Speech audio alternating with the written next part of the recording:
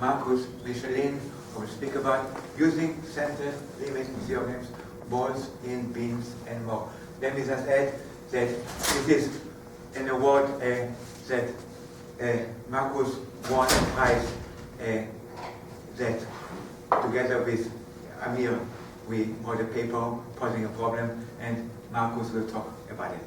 As usual, we're going to take the speaker out of town to dinner. If you'd like to join us for dinner, please let me know immediately after the talk. It's at this time it's usually 6:45, but today, since I'm not up to walking, so it's 6:30 as usual place, Ebony's restaurant. So everybody is welcome to come. There's only one slight problem, the speaker has to catch the flight, so if we without him, but we're going to speak about this great talk, how great it was. Thank you. Okay, great. Thanks for the intro and for the invitation. So I'm going to pose a question first, which is not mine. It is of two people in the audience. So this is by Behrouzi-Far and Dr. Z. So this is sort of the motivating question. This just says, imagine you have n bins. What you're going to do at each time is throw r balls into distinct bins.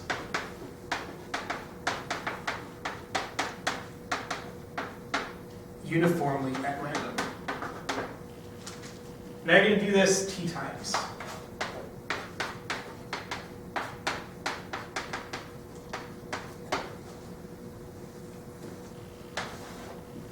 So, what the question is here is we're going to let you, and we're going to think of this as having sort of r and n fixed, and t being our varying parameter, be the maximum in a bin.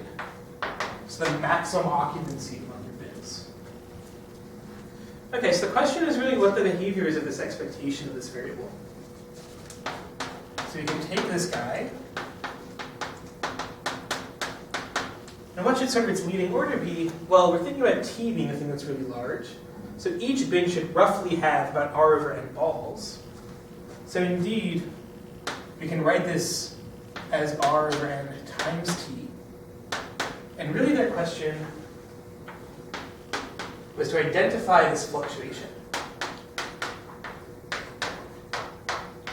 So you have a fluctuation on the order of root t. The question is, what is the constant?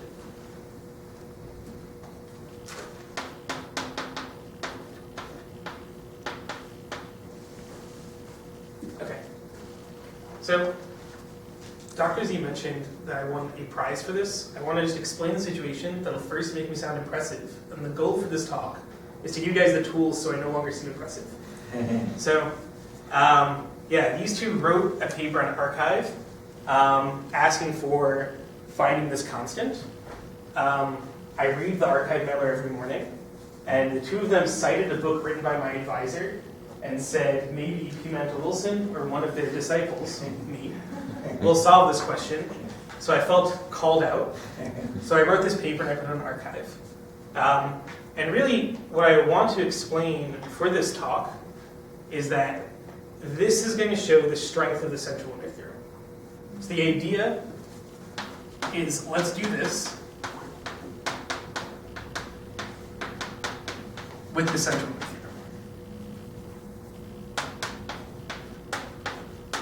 So I guess, before I do that, I'm going to tell you what the answer is, and then maybe we can start to see where that's going to come from.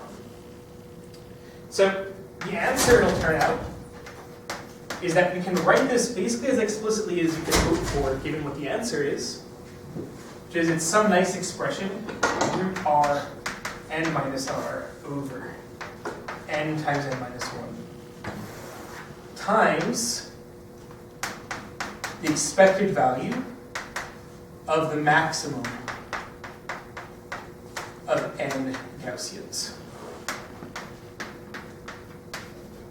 So where these are I and D standard normal variables. Okay, so this may seem like I sort of cheated, and I said that you can write this explicitly, But I have sort of this weird quantity in there, which is this expected maximum of Gaussians. So I want to give you a few values of this that represent sort of as far as you can get without wanting to really harm yourself. So some values of this.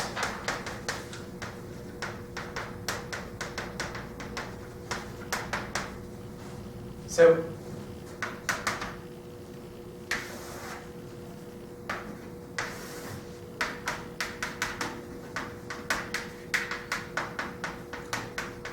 okay, so for n equals 1, nothing too special is going on. We get 0. It's just an ordinary Gaussian. And you can see sort of also that this makes sense in terms of what these fluctuations are going to be. If you just throw things into one bin, nothing's really going to happen, right? You can't have any fluctuations from the normal. You just get to okay, for 2, you get 1 over root pi. You look at 3, you get 3 over 2 root pi. So okay, maybe it seems not so bad. When you have 4, you get 3 over pi to the 3 halves times arc cosine of negative a third. And you can keep going, and you're just going to keep getting more and more irrational numbers that aren't even nice multiples of pi. So sort of this is really as far as you can get, as far as a nice form for what these numbers are. So 6 is an open question to explain? I think 6 is not an open question. I think 6, I couldn't find online. I'm sure someone knows the answer in like some big table. I think it should be like some constant times pi to negative 5 2, right? I mean, possibly, but really I have no idea. But in principle, you say some multi-integral. Yes, it's exactly a multi-integral. So is it clear that there is an expression in terms of pi and arc cosine always? Or not clear? I'm not sure. Yeah, I really don't know. I think So that's as far as you know. Like this is as far as I know explicitly. Yeah, and I also did not compute these. I found these on a Stack Exchange of someone answering all of them. I imagine it's one of those things that I bet like someone wrote a book with a table of these like 60 years ago. It's probably in a library somewhere, but I don't know anyone who these. Yeah. Okay. So the idea for this again is the central limit theorem. So I am a probabilist. So I'm going to go over the central limit theorem. Please stop me if I say anything that you're not sure what it is. So the idea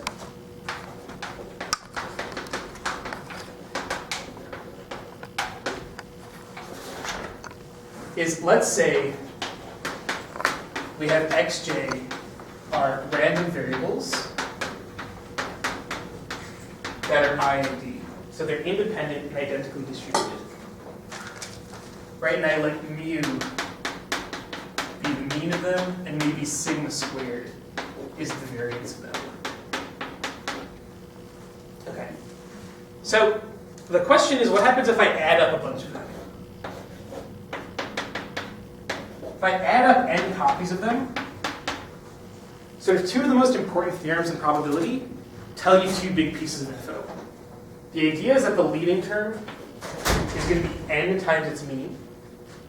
And then you're going to have a normal, so maybe I'll just write standard normal,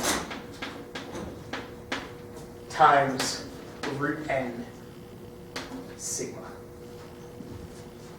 So since I have colored chalk, maybe I'll make use of it.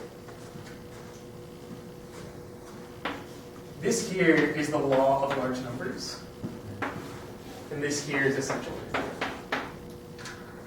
So what the idea is for this question, so we're going to have to do a central limit theorem type thing, except we're not just dealing with random variables that take values in the real numbers. These guys are just vectors. So all we're doing is we're adding up independent vectors, and we want to use a multivariate central limit theorem. So maybe I'll write a little more precisely what this means.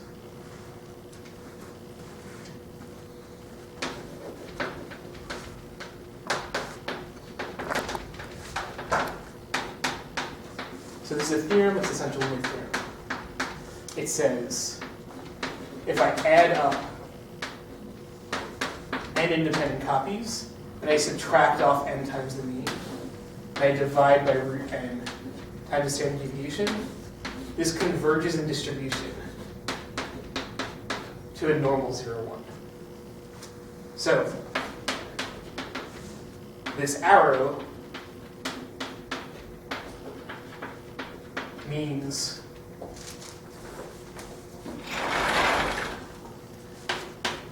the probability that the left-hand side is in some interval a comma b converges to the probability the right-hand side is in a comma b for all of you.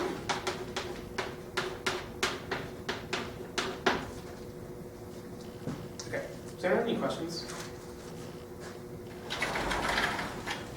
Ooh, that's probably not visible. Maybe I'll stop there. Okay. So now the question sort of becomes, what can we do if we just bump everything up into higher dimensions? So now, let's say I let xj, okay, I usually hate doing this, but I put a little line under them so it means it's a vector. Be in, let's say, Rd, be I and d. And now we can again talk about its mean.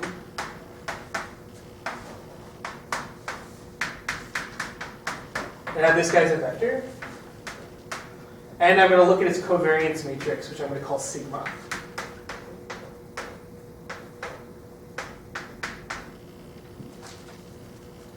So now, we still have a central limit theorem, and it looks very similar.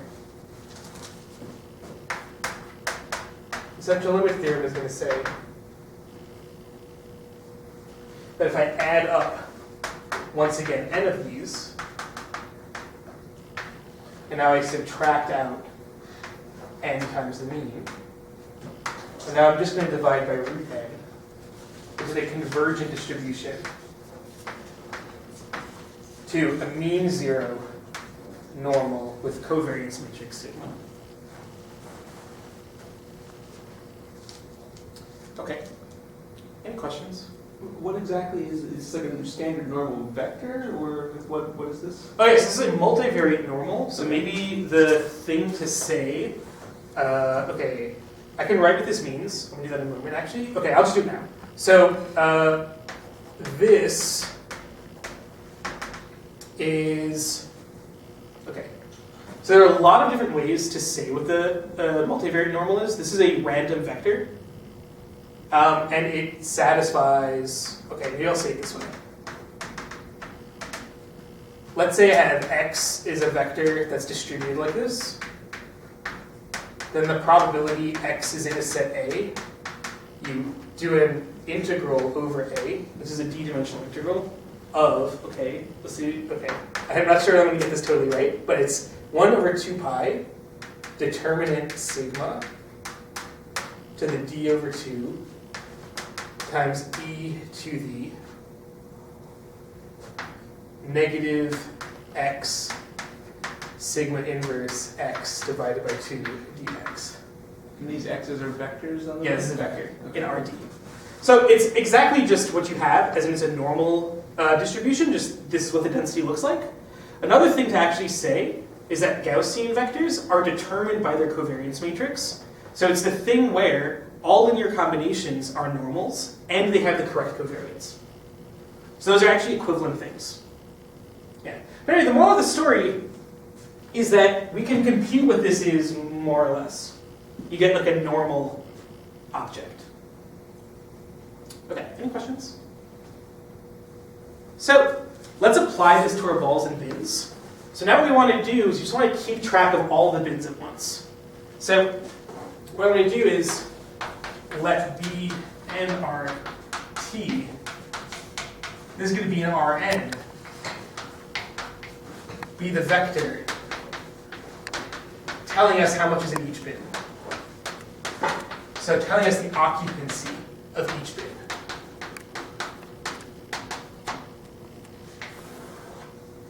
So what's the idea? The idea is that each time step we can think about adding just a single guy. So let xj, and this is going to be in 0, 1 to the n, denote where the balls went.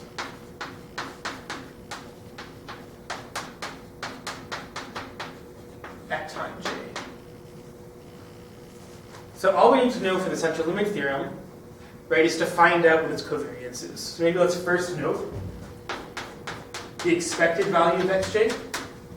Well, it's just like before. We know what each coordinate is, right? It's going to be r over n. Just get a whole vector of that.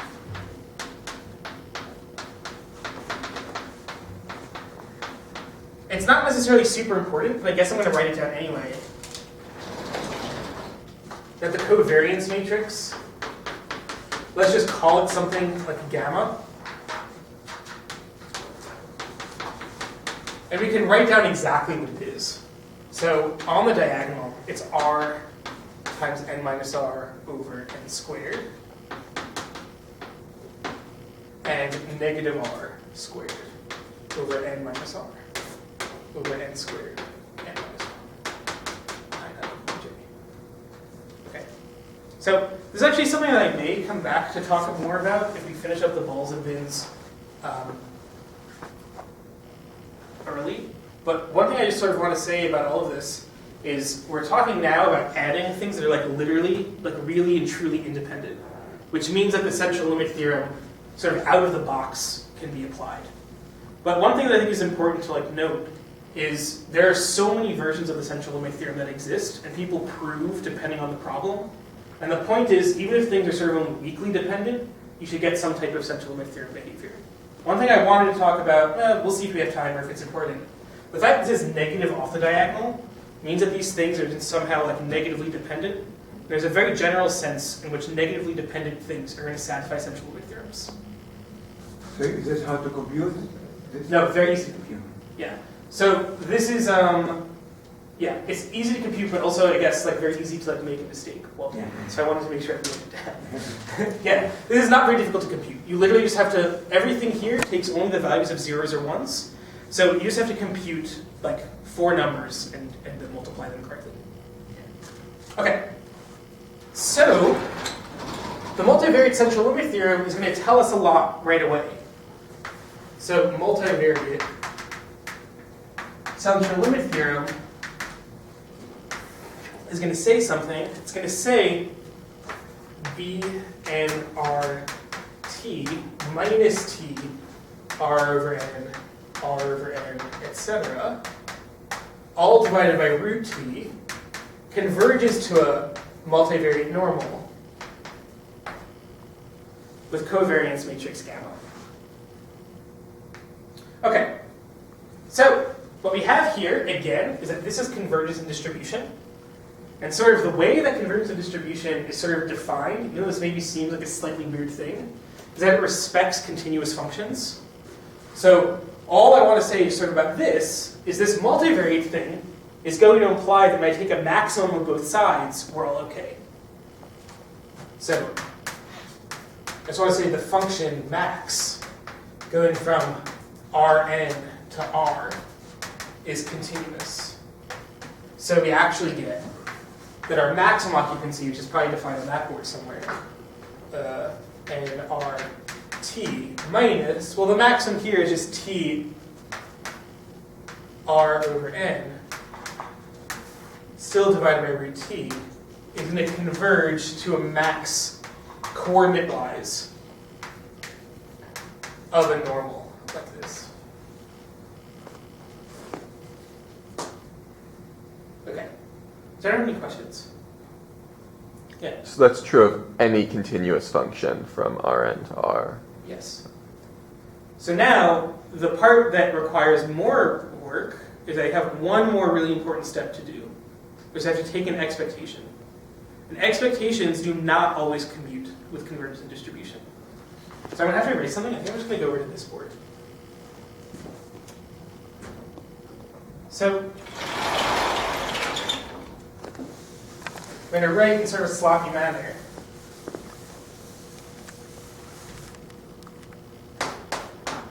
Expectation and convergence and distribution don't always commute.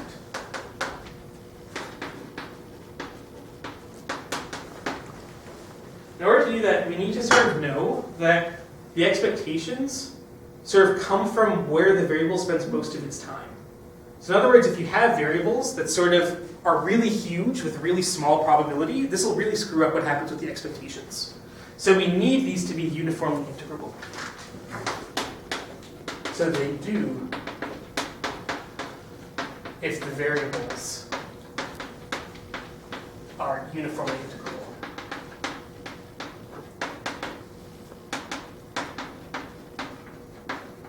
So rather than writing this sort of in general, I'm just going to say what we have to do here. So maybe let's let u hat sub t be this left-hand side. So it'll be like u minus t r over n divided by root t.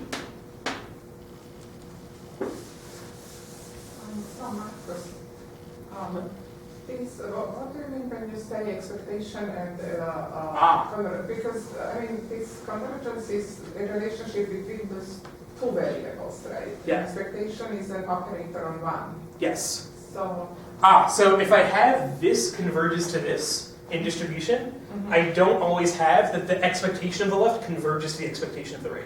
okay. That's what I mean. Yeah.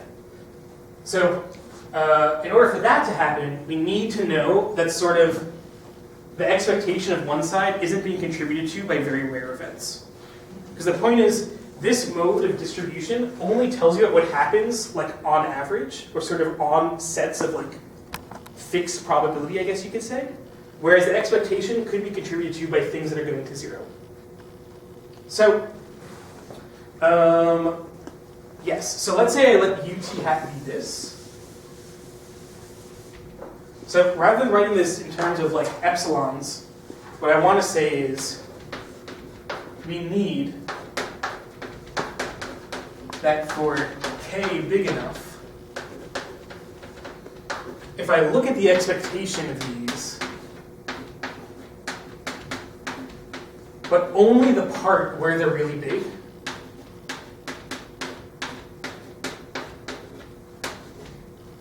we want this to be small. Uniformly in T.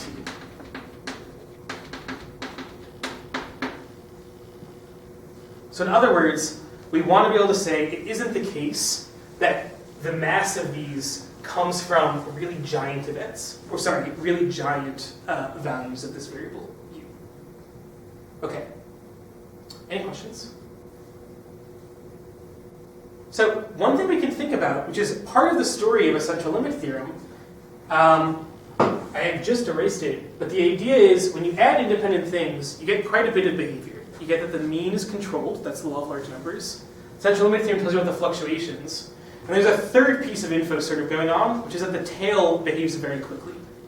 So I just want to say,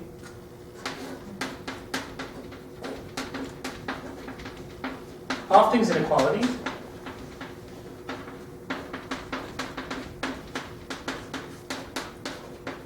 says that tails of sums of 0, 1 variables decays fast. Maybe it's worth actually writing exactly what I mean by that, which is just, let's remember what B was over here. So if I just look at one coordinate of it,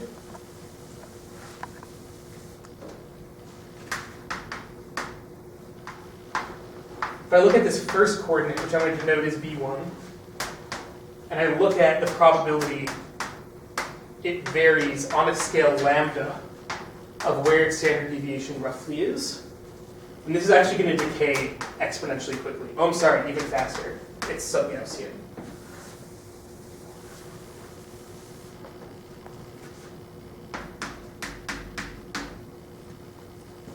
So all I just want to say, right, is this is the average of this variable, and the standard deviation is roughly on the order of root t. And this says the probability you get much bigger than that is going to decay like a Gaussian, which is sort of what the central limit theorem does tell you, but it doesn't tell you this in this regime like this. Right? It only says it for when lambda is basically a fixed number. So using this, this is going to imply that this family of variables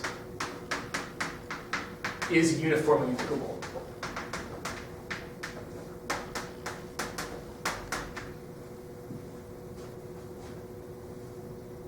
And now we can actually just take expectation of both sides, and we're okay. So this tells you that expectation of u, I'm just going to write, minus t r over n divided by root t, converges, and now this is just a number, to the expected value of the maximum of these Gaussians. So I'm just going to write normal 0 gamma once again.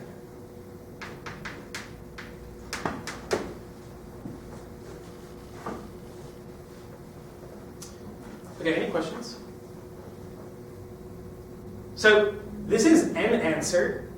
Sort of it would be nice if we could switch this over to what we had over here, right, where we write it in terms of this expectation of just ordinary Gaussians.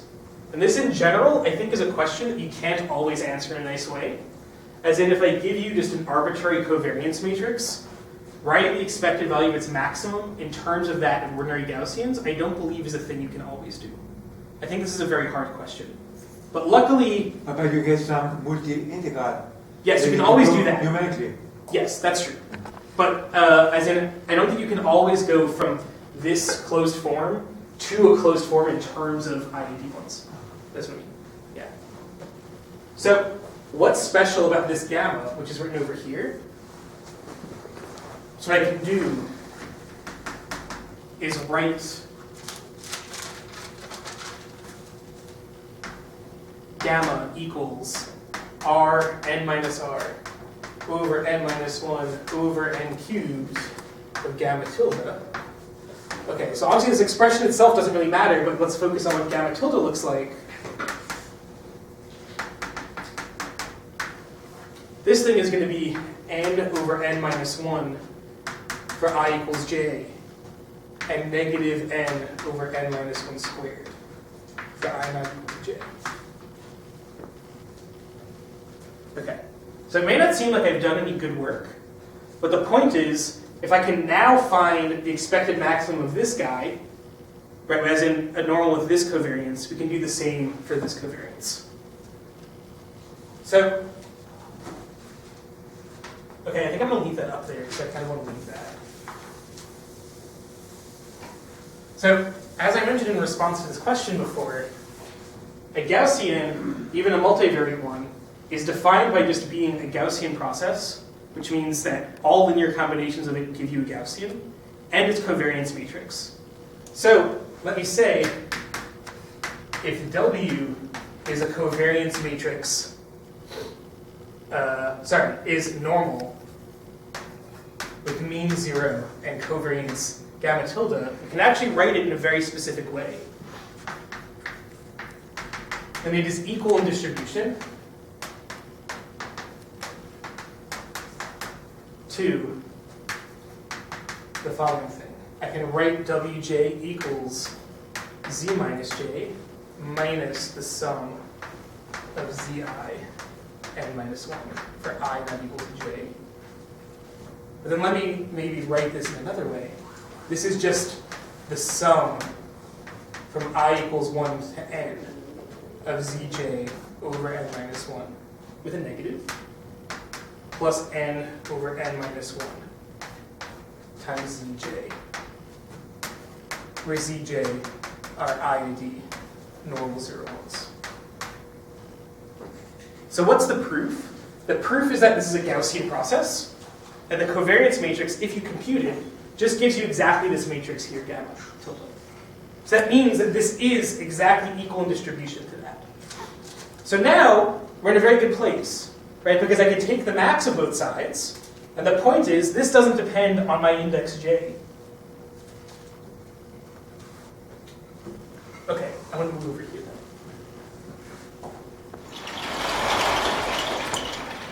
So what we get is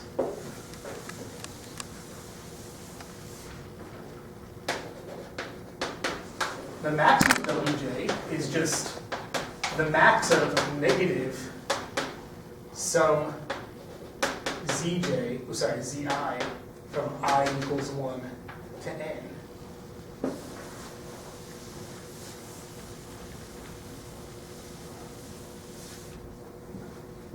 Over n minus 1 plus n over n minus 1 of maximal zj.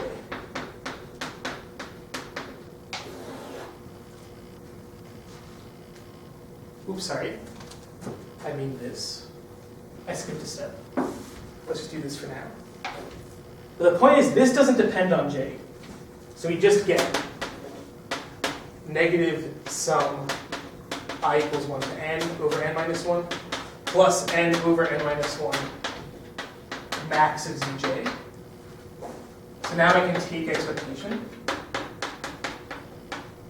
So I get the expected maximum here is equal to, and now this is a sum of centered normals. They all have mean zeros. That guy just gets killed.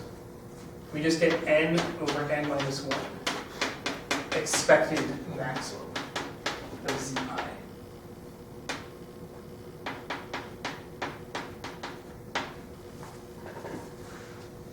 Okay.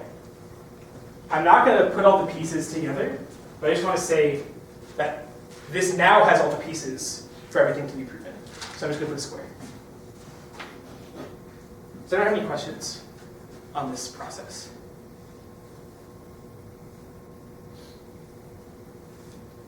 Okay. So, great. So you're still proving this theorem, right? Oh, now this theorem is done. Yeah. Yeah. So this is all the proof of this theorem. Maybe a thing that's quick to mention, which isn't super tricky, but it's not super tricky to show that if I look at the max of these, it's going to be approximately root 2 log n. So this also translates to asymptotics of this Cn. So C n comma r is asymptotically square root 2r n minus r log n over n squared. And this is as t goes to, it says n goes to infinity. And it's uniform in R. Okay. Any questions? All right. So, great. So now that we've spoken about this, I want to talk to you about sort of like my primary branch of research, which luckily vaguely relates to this. Because I want to talk about how you can find central limit theorems using properties of a generating function. So I mentioned earlier that this sort of negative dependence here is something that will come back. But let me first sort of introduce the setup.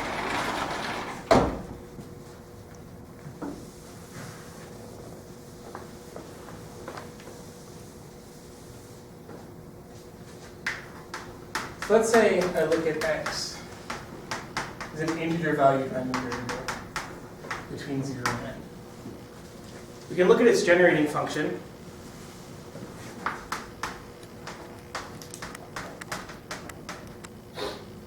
So what we can do is we can define px of z to be, we'll write it in two ways. We can write it as expected value of z of x, or it's the sum that the probability is equal to k times z to k.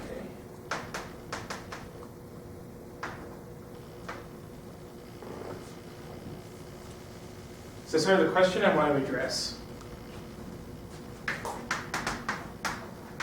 what is the relationship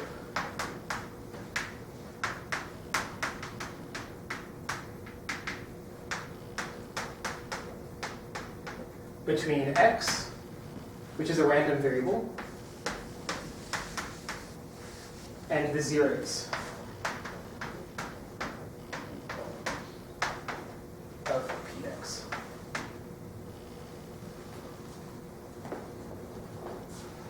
So I also looked at the seminar schedule, and it looks like next week someone is proving some facts about the zeros of a generating function. So it's just a demonstration that this is a thing that is sometimes possible.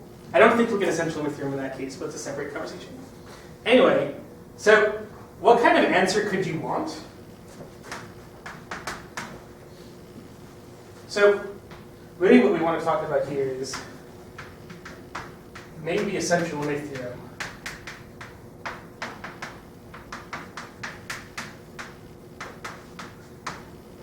Can be deduced.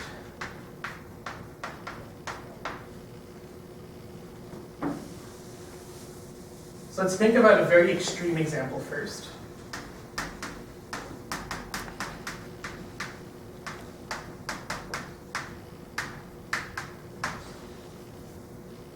So let's say we take a random variable for which this px has only real roots. So that's a very strong condition, right? If I give you a polynomial in general and its coefficients are positive numbers, you definitely don't expect them to all have real roots. But if you do, there's a theorem from the 70s by Harper. So it's one of these weird things where sometimes people are like, well, actually Levy knew it a long time ago, but he never wrote anything down. That says, in this case, X is a sum of independent but not identically distributed, as in not necessarily identically distributed, 0, 1 variables, so Bernoulli's. So this isn't actually very difficult to show, especially sort of from like a modern context. But what's the idea? The idea is this dude's a polynomial, so I can factor it. And if all the roots are real, I'm going to end up with just a bunch of linear polynomials. And it'll turn out those all have positive coefficients. The reason for that is that none of the roots can be real and positive. And each of those is a generating function of a Bernoulli. And then you're done. Because you've written a generating function as a product of generating functions for Bernoullis. That means my original X is really the sum of independent versions of it, or convolutions of them. So this is a very general sense. A very general thing that you can do. And this will immediately imply central limit theorem by what we've just described. So now the question is, how far can you push all of this? So we're now on the end more part of this talk, which I'm glad I included.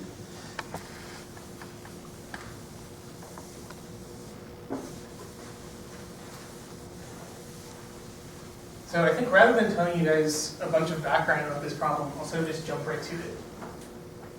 So I'm going to tell you two theorems by me, my collaborator, Julian Sahasrabudhe. He's at Cambridge. Which is, let's be in the context as before. So let x be a random variable taking values between 0 and n. And now, what I'm going to say is,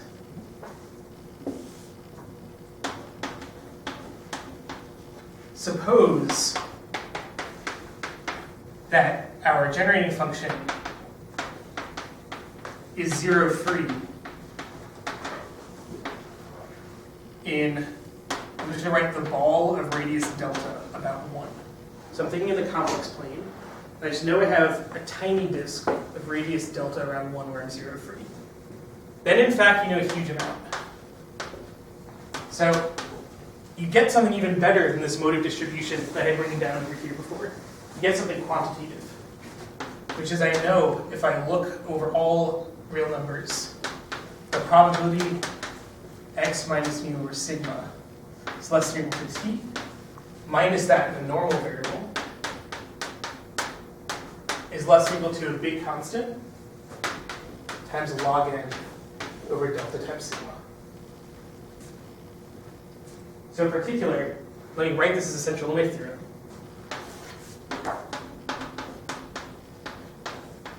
So if we have a sequence xn uniformly 0 free, and the ball of radius delta around 1, then xn minus mu n over sigma n converges to a standard normal, provided we have log n over sigma goes to 0. So I think this is, even though I proved this, I think this is a pretty surprising fact. It just says if I give you a polynomial with positive coefficients, and it avoids a neighborhood of 1, two things can happen.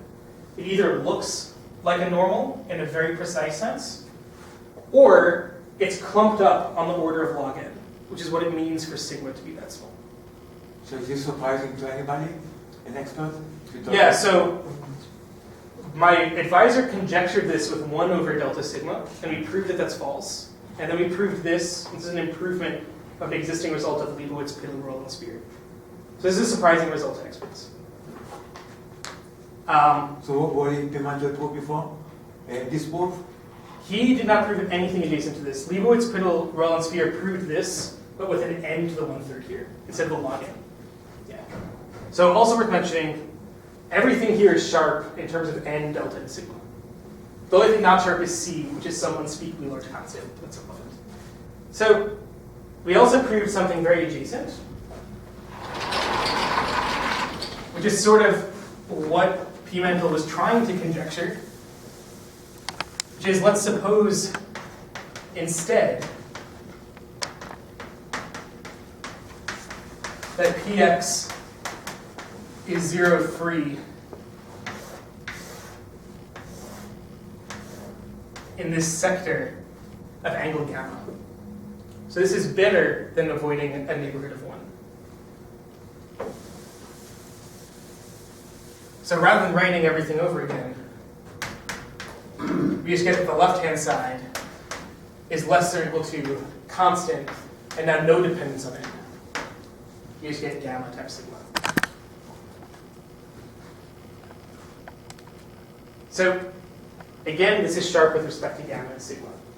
And in fact, since you notice there's no dependence here on n, which is really this upper bound on x, the generalized version of this statement is also true for just arbitrary random variables. You can't really define this probability generating function the same way unless you choose like a branch of logarithm or whatever. That's all okay.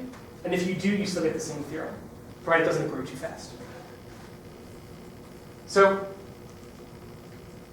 this is sort of a very general type of thing.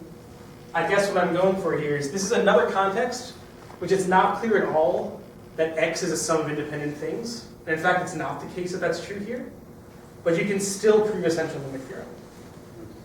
So I mean, maybe give a tiny bit of background and talk about something more multivariate for a quick second. So you can talk about sort of a multivariate situation. So let's say I let x be between 0 and let's say n to the d. So this is now a vector, a random vector. And I can set p of z1 through zd to be its generating function in the same way. So I'll try to write it out. So I sum over all k1 through kd, probability x equals k1 through kd times z1 through k1, zd through kd.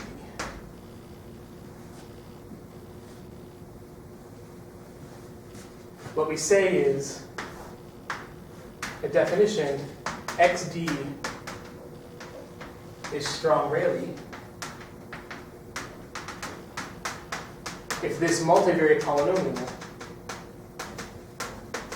is non-vanishing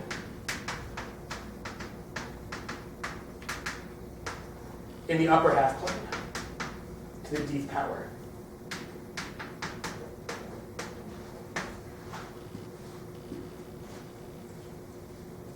So this seems like a crazy definition, but the thing I want to say, which is to me still sort of wild, is if you remember from before, this variable here, this variable is strongly Rayleigh.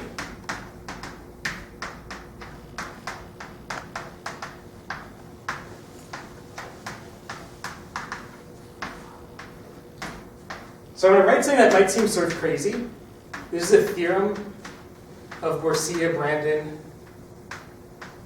and Liggett. And I think about 09-ish, which says strong Rayleigh is negative dependence.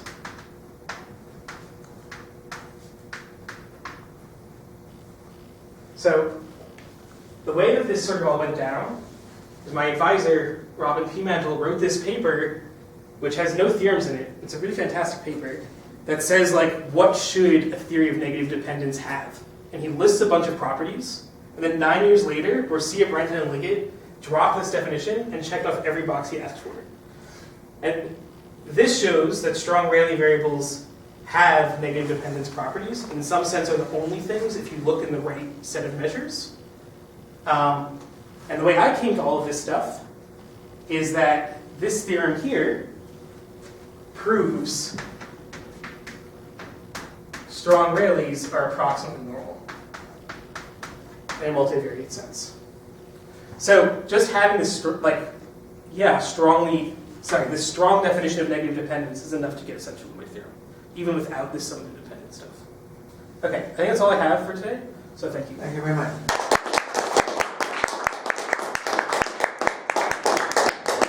And Mark will be glad to answer questions in private. If you'd like to join us for dinner, it's a usual place, Evelyn's restaurant. Everybody is welcome. It's 6:30 at Evelyn's on Eastern Avenue. But let me know. I'm